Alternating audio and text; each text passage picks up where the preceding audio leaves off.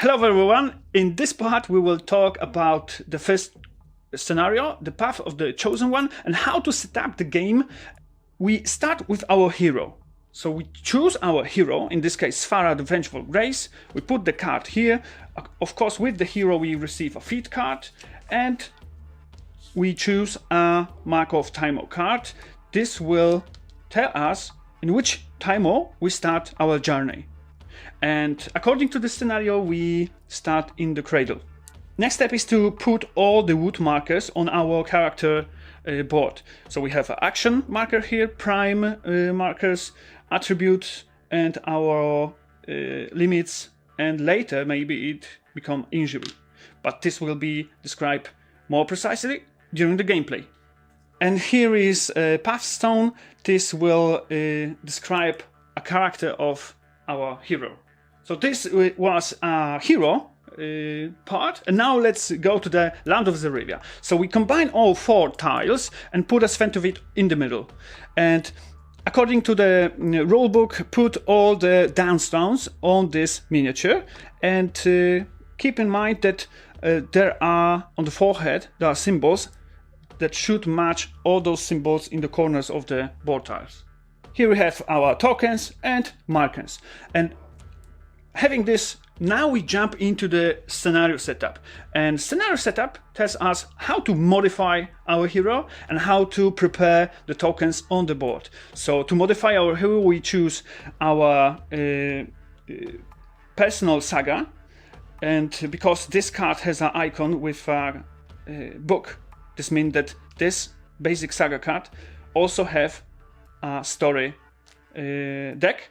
And for example, Korra doesn't have an icon with a book, so this character doesn't have a story deck. But in future, in expansions, there might be a special story just for this character. So we choose our personal saga, and we get, according to the scenario, a story deck, and we will reveal the first card, and this is our like a side quest, but it will be a part of the main goal to the scenario. And according to the starting saga cards, we take a Kral and Korra. Of course, later in the game you can choose different saga cards. This is only example how to start the game. After we updated our hero, we go to the setup for the scenario, and here we put a Morg token on each shroud, Exis Temple, and hollows. Exis Temple is here, symbol, this is hollows, and shroud. We do this in each timer, and the next step is to put threat tokens in each region with no special symbol, and in each stronghold.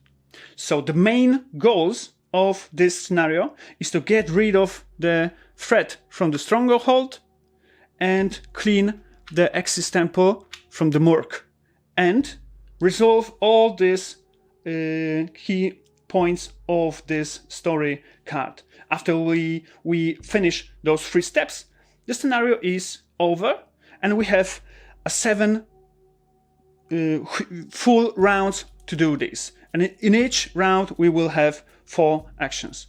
So the scenario is set up, everything is done. Now we just mention a few things about the cards. So in this part we are preparing the decks. So for each of the exploration decks we need to choose all cards with no symbols that are according for the special scenarios, and all those with the maps. These cards will create a universal exploration decks, and we will use this in this scenario. Our creature deck now don't have the devil cards.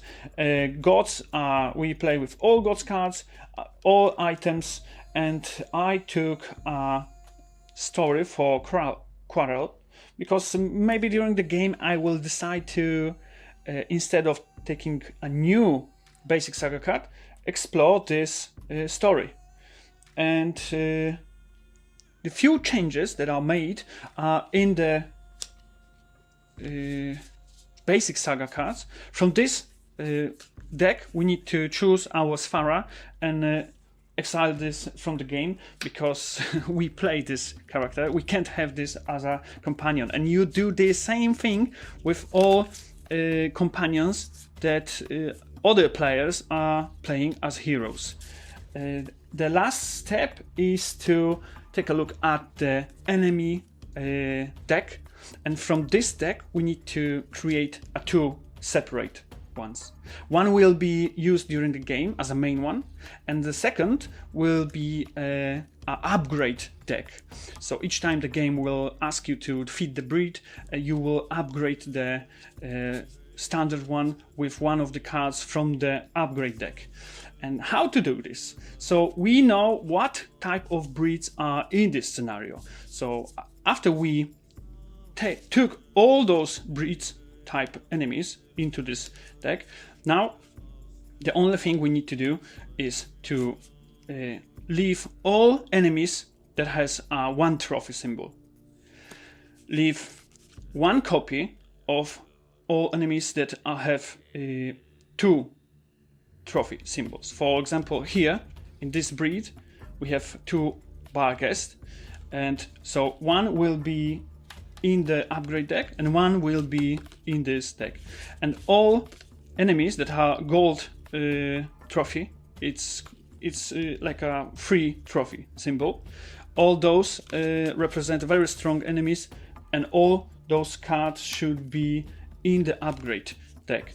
So as you can see here, we have another two copies of the like a medium enemy, so only one should be in the main deck, and the boss is always go to the upgrade deck. So after you finish this, of course, here we have our renegades. So if someone play a renegade hero, for example Zerywia, you need to exile this card also from the game. This card will be joined at this deck after the Zerywia will die. I mean, the servants of the Nyx will take her to her side.